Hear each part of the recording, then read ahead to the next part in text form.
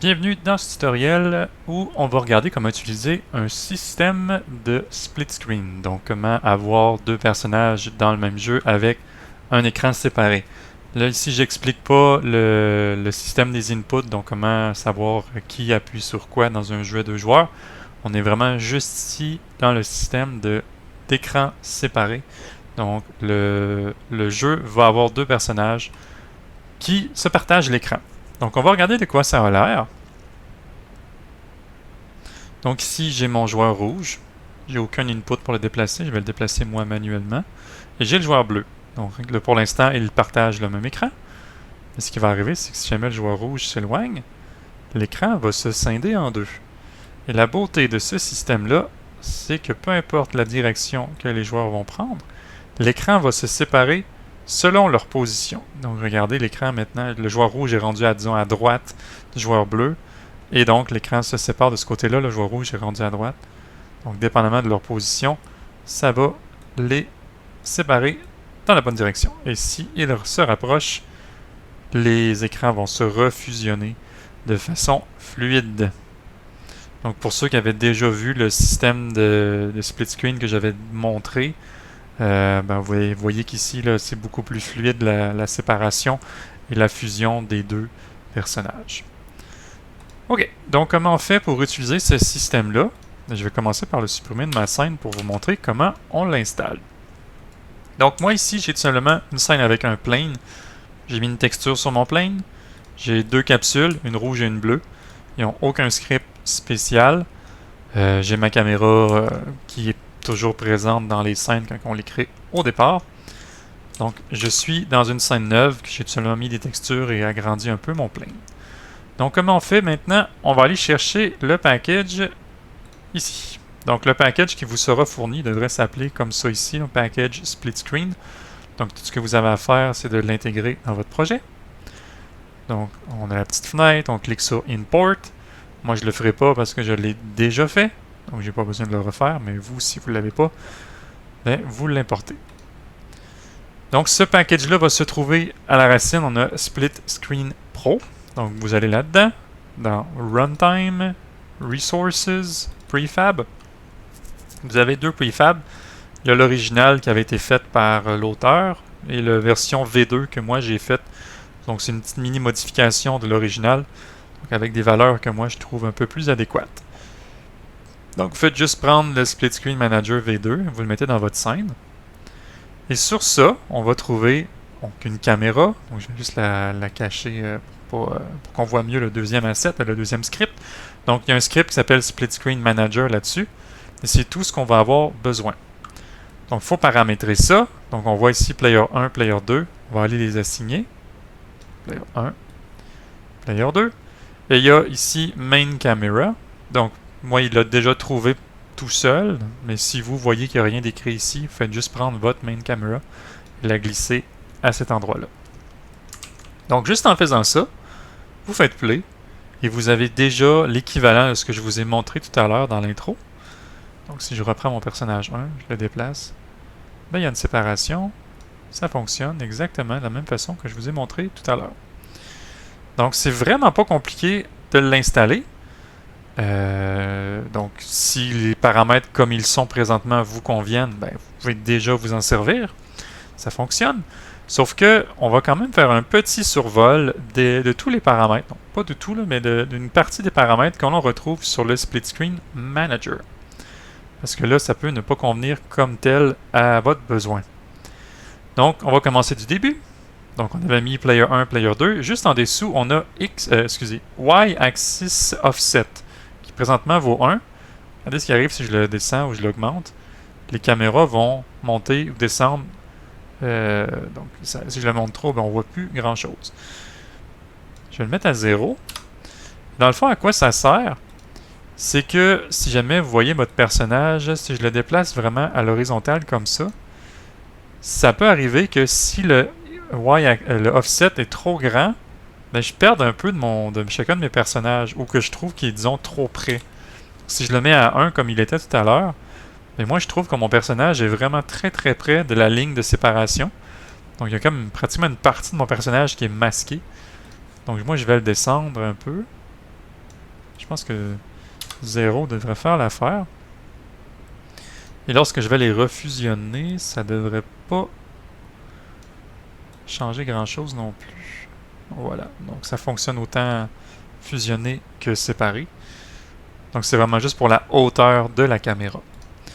Ensuite, j'ai bon, le mode. Le mode, moi je le préfère en split screen automatique, qui va faire la séparation automatique, la fusion automatique, et la séparation de l'écran va être en rotation selon la position des personnages. Donc vous pouvez les essayer les autres, là, mais là, moi je les montrerai pas. Ensuite, Split Line Width, qui est la taille de la ligne qui sépare les deux écrans. Le minimum est 1, donc on ne peut pas vraiment la faire disparaître. Donc je vais, disons, la mettre à 5. Et je peux changer juste après sa couleur. Donc je pourrais la mettre rouge, blanc, en tout cas, la couleur qui m'intéresse. Voilà. Ensuite, il y a le Split Line Fade Duration. Donc lorsque l'écran va se fusionner ou se séparer, bien, la ligne va, elle, disparaître ou apparaître. Donc, combien de temps est-ce qu'on veut que ça prenne avant qu'elle disparaisse? Donc, ici, c'est 0.5 secondes, donc une demi-seconde de temps que ça prend pour qu'elle disparaisse. Donc, elle fasse son fade-in ou son fade-out. Ensuite, on a Vertical Rotation. Si je l'augmente, vous allez voir, la caméra va faire elle va modifier son pitch. Donc, elle va faire une rotation vers l'avant ou vers l'arrière. Donc, si vous voulez plus un mode style top-down, ben, c'est comme ça que vous allez le faire. Donc, vous allez augmenter ici la Vertical Rotation pour être un peu plus vers le haut. Il y a bon, le min et le max angle, ça on y touchera pas parce que la rotation, on l'a pas mis automatique. Ouais, ça change. Ça changera pas grand chose. C'est quand on met un mode automatique, là, même je ne l'active pas. Ensuite, il y a Horizontal Rotation. Si vous voulez faire une rotation dans cet axe-là. Donc, ça va être avec celui-là ici. Par défaut, c'est 0. Donc, la caméra va pointer vers le forward. Donc, la flèche bleue qui est le Z. Donc, présentement, le Z est vers l'avant ici. Donc, en mettant 0, c'est comme ça. Si vous avez besoin de le modifier, ben ça vient ici. On ne peut pas modifier manuellement la rotation de la caméra. Il ne nous laissera pas faire. Donc, c'est ici. Camera Distance. Ça, c'est quand les personnages sont fusionnés. Donc, je vais aller les fusionner. Donc, je vais les approcher. Oh, OK. Donc, quand la caméra est fusionnée, regardez, si je modifie le Camera Distance, la caméra va prendre du recul. Non. Donc, il y a le min et le max distance juste en dessous qui ont rapport avec ça. Donc, si je mets, disons, le minimum distance à 10, ben le zoom minimum que la caméra peut aller chercher, ça va être 10. Et vous voyez, j'ai mis 15 ici en max. Ça l'affecte, regardez, quand les personnages s'éloignent, la caméra va reculer. Donc, quand ils s'approchent, la caméra se rapproche, et quand ils s'éloignent, la caméra s'éloigne. Donc, ici, c'est la distance minimale que la caméra peut approcher, donc zoomer. Quand les personnages sont près, ben, la caméra va approcher, et là, le minimum qu'elle peut être de distance, c'est 10. Et il y a le maximum, donc quand les personnages sont en train de s'éloigner, la caméra n'ira jamais plus loin qu'une distance de 15. Et c'est à ce moment-là, donc quand elle va atteindre ce maximum-là, que la séparation va avoir lieu. Donc si vous trouvez que c'est trop long avant que vos personnages... c'est trop long avant que la caméra se sépare quand vos personnages s'éloignent, mais c'est le max distance ici qu'il faut aller réduire. Ensuite, on a... Je vais skipper jusqu'à Custom Distance when Split. Donc, on peut faire en sorte que lorsque la caméra se sépare en deux, on peut avoir une distance qui va être différente du maximum. Parce que regardez, si je vais le refaire, je vais les refusionner. La caméra va s'éloigner quand je recule. Et au moment où elle va se fusionner, se séparer, vous avez vu, ça l'a zoomé un petit peu. Donc, ça, c'est la distance quand la caméra est séparée. Donc, on peut rapprocher un peu. Si je le dessin ici, la caméra peut être très proche lorsque les caméras sont séparées. Donc, ça permet d'essayer de garder les deux personnages le plus longtemps possible dans le même écran, mais lorsqu'ils sont séparés, on va aller chercher un zoom qui sera différent pour chacun des personnages. Ben, le même pour les deux, mais différent de quand la caméra est fusionnée. C'est pas mal ça. Le dernier paramètre peut-être que je vais montrer, ça va être le downsampling ici, là, dans la section Composition. Ah, vous voyez, quand je le mets vraiment très bas, les caméras deviennent très pixelisées. Donc, vous comprendrez qu'on ne veut pas nécessairement l'amener jusque-là. C'est vraiment dans une situation où est-ce qu'on n'a pas le choix. Donc, imaginez que vous travaillez sur un ordinateur qui est de très peu de performance, disons.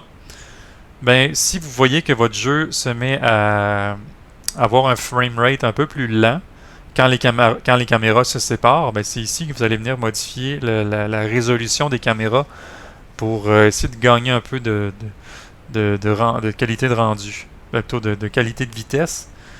Donc, ce qu'il faut comprendre, c'est quand les caméras sont séparées, notre jeu se ramasse maintenant à 2 caméras. Donc, ça peut être 2 fois plus lourd, dépendamment de ce qu'on affiche. Donc, si vous voyez que votre rendu est de plus en plus lent, ben, vous pouvez réduire le downsampling ici pour réduire un peu la qualité. Donc, ça, je crois que c'est uniquement lorsque les caméras sont séparées que ça s'applique. Je vais l'essayer pour voir.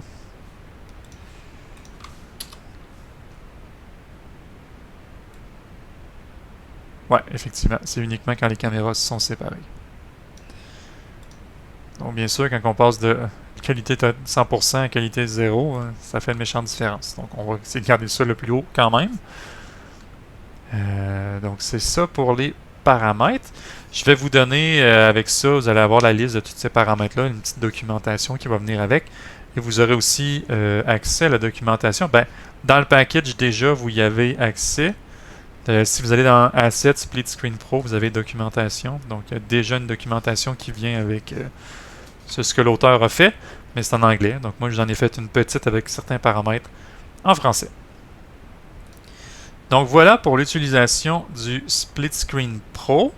Petit détail aussi, quand j'ai parlé du downsampling, donc c'est juste, il faut comprendre qu'il y a 2 caméras quand les joueurs sont séparés, il y a 2 caméras.